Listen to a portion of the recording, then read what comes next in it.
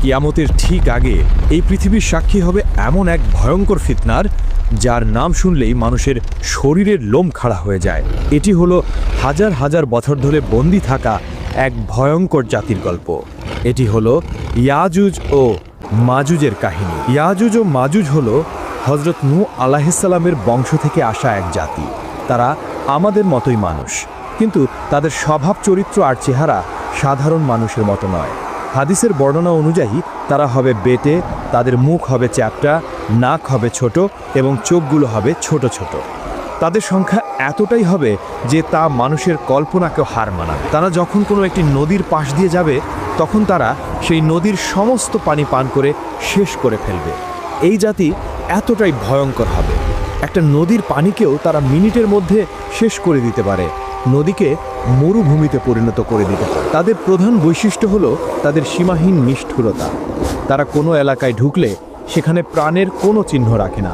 তারা সেখানকার সব ফসল নষ্ট করে ফেলে, সব গাছপালা উপড়ে ফেলে, সব পশু পাখি মেরে ফেলে এবং নারী পুরুষ শিশু কাউকেই ছাড়ে না। সবাইকে নির্দয়ভাবে হত্যা করে। বহু শত বছর আগে বাদশাহ জুলকারনাইন নামে আল্লাহর এক নেককার বান্দা ইয়াজুজ ও মাজুজের অত্যাচার থেকে মানুষকে বাঁচানোর জন্য দুটি পাহাড়ের মাঝখানে লোহা ও তামা গলিয়ে এক শক্ত প্রাচীর তৈরি করে দিয়েছিলেন। সেই দিন থেকে তারা সেই প্রাচীরের ওপারেই বন্দী অবস্থায় আছে। হাজার হাজার বছর ধরে প্রতিদিন সকালে তারা সেই প্রাচীরটি ভাঙার জন্য কঠোর পরিশ্রম করে।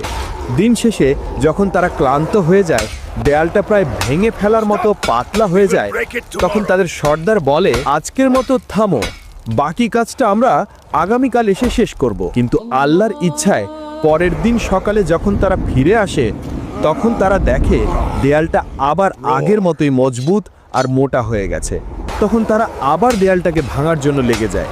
এভাবেই চলছে দিনের পর দিন, বছরের পর বছর, কিন্তু দেয়ালটা ভেঙে তারা বাইরে আসতে পারে না।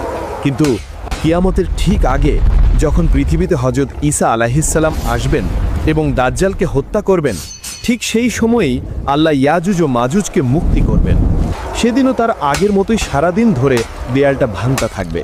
দিন শেষে যখন দেয়ালটা প্রায় ভেঙে পড়ার মতো অবস্থায় চলে আসবে, তখন তাদের সর্দার হয়তো আল্লাহর ইচ্ছাতেই বলে উঠবে, আজকের মতো এখানেই থামো, ইনশাল্লাহ বাকি কাজটা আমরা আগামীকাল এসে শেষ করব। সেই একটা মাত্র শব্দ ইনশাআল্লাহ তাদের হাজার হাজার বছরের চেষ্টাকে সফল করে দেবে। পরের দিন সকালে যখন তারা ফিরে আসবে, তখন তারা দেখবে দেয়ালটা ঠিক তেমনই ভাঙা অবস্থায় আছে। এরপর তারা এক ধাক্কাতেই সেই দেয়ালটা ভেঙে ফেলবে এবং কোটি কোটি ইয়াজুজ